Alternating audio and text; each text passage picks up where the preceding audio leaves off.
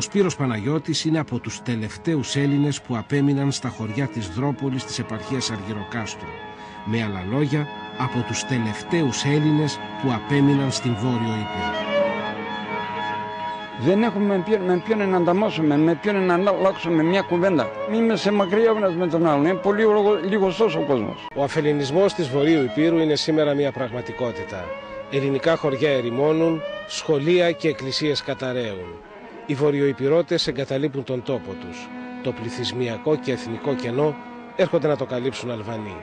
Αυτή η δραματική συρρίκνωση του ελληνισμού στην Βόρειο Ήπειρο εξελίσσεται πλέον σε μια εθνική πληγή. Καημένοι δούβιανοι.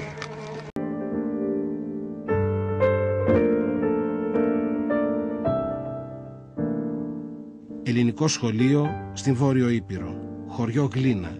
Εδώ που πριν 65 χρόνια ο ελληνικός στρατός νίκησε τους Ιταλούς. Δεν υπάρχουν πια Έλληνες στη Γλίνα.